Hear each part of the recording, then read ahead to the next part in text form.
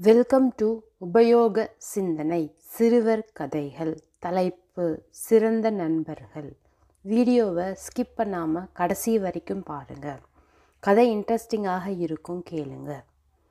ஒரு அடர்ந்த காட்டில் சோம்பேறித்தனத்திற்கு பெயர் போன ஒரு கரடி இருந்தது. பொன்னன் என்று பெயரிடப்பட்ட அந்த கரடிக்கு எப்போதும் தூக்கமும் தேன் சாப்பிடவும் மட்டுமே பிடிக்கும். மற்ற கரடிகள் சுறுசுறுப்பாக உணவை தேடிக்கொண்டும் விளையாடிக்கொண்டும் இருக்கும்போது பொன்னன் மட்டும் ஒரு மரத்தடியில் படுத்து தூங்கிக் கொண்டிருப்பான். ஒரு நாள் பொன்னன் தூங்கிக் கொண்டிருந்த போது அவன் அருகே ஒரு சிறிய அணில் குட்டி வேகமாக ஓடி வந்தது. அந்த அணில் குட்டி மிகவும் பதட்டமாக இருந்தது. அதன் கையில் ஒரு சிறிய கொட்டை இருந்தது. அண்ணா கரடி, அண்ணா கரடி, சீக்கிரம் எழுந்திருங்கள் என்று அந்த அணில் குட்டி கத்தியது. பொன்னன் எரிச்சலுடன் கண்ணை திறந்து பார்த்தான். என்ன தொந்தரவு? நான் தூங்கிக் கொண்டிருக்கிறேன் அல்லவா என்று முணுமுணுத்தான். அங்கே பாருங்கள், அந்த மரத்தின் அடியில் ஒரு முயல். அது என் கொட்டையை பிடுங்க வருகிறது என்று அணில் குட்டி பயத்துடன் சுட்டி காட்டியது. பொன்னன் சோம்பலுடன் அந்த மரத்தை பார்த்தான். ஒரு பெரிய முயல் மெதுவாக மரத்தின் அடியில் இருந்து நகர்ந்து வேகமாக வந்து கொண்டிருந்தது. அணில் குட்டி பயத்தில் நடுங்கிக் கொண்டிருந்தது.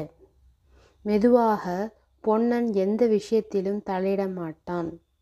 ஆனால் அந்த சிறிய அணில் குட்டியின் பயத்தை பார்த்ததும் அவனுக்கு ஏனோ பரிதாபமாக இருந்தது. அதுவும் அந்த அணில் குட்டி அவனை கரடி அண்ணா என்று அழைத்தது அவனுக்குள் ஒரு மெல்லிய உணர்வை ஏற்படுத்தியது. திடீரென்று பொன்னனுக்குள் ஒரு மாற்றம் ஏற்பட்டது. அவன் வேகமாக எழுந்து நின்றான். தன்னுடைய பெரிய உடலையும் கூரிய நகங்களையும் காட்டி அந்த முயலை பார்த்து உறும்பினான். அந்த முயல் பொன்னனின் பெரிய உருவத்தையும் கோபமான பார்வையும் பார்த்து பயந்து விட்டது. உடனே அது மரத்தடியில் இருந்து ஓடி எங்கோ மறைந்து விட்டது. அணில் குட்டி பயம் நீங்கி சந்தோஷமாக துள்ளி குதித்தது. நன்றி அண்ணா கரடி, நீங்கள் என்னை காப்பாற்றினீர்கள் என்று கூறியது. பொன்னனுக்கு அந்த சிறிய அணில் குட்டியின் நன்றி வார்த்தைகள் மிகவும் சந்தோஷமாக இருந்தது. அதுவரை யாரும் அவனை இப்படி அன்பாக அழைத்தது இல்லை. அன்று முதல் பொன்னனின் வாழ்க்கையில் ஒரு புதிய அத்தியாயம் தொடங்கியது.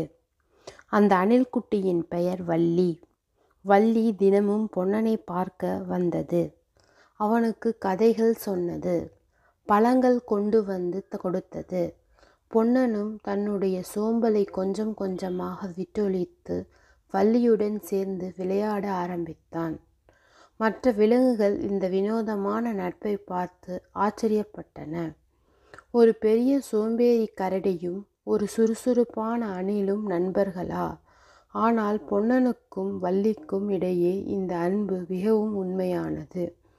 வள்ளி பொன்னனுக்கு சுறுசுறுப்பாக இருக்கவும் மற்றவர்களுக்கு உதவவும் கற்றுக் கொடுத்தாள். பொன்னனும் வள்ளிக்கு ஆபத்து வரும் நேரங்களில் தன்னுடைய பலத்தை காட்டி அவளை பாதுகாத்தான்.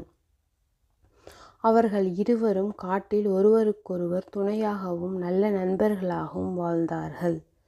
பொன்னன் தன்னுடைய சோம்பேறித்தனத்தை விட்டுவிட்டு ஒரு அன்பான நண்பனாக மாறியது அந்த காட்டில் ஒரு ஆச்சரியமான விஷயமாக பேசப்பட்டது. முடிவுற்றது. சரிங்களா? இந்த கதை உங்களுக்கு புரிந்திருக்கும் என்று எண்ணுகிறேன். இந்த கதை உபயோகமாக இருந்தால் லைக் பண்ணுங்கள், ஃபேமிலி அண்ட் ஃப்ரெண்ட்ஸுடன் ஷேர் பண்ணுங்கள், மறக்காமல் சப்ஸ்கிரைப் பண்ணுங்கள். அடுத்து வரும் எமது கதைகளையும் கேட்டு மகிழுங்கள். நன்றி. சுபம்.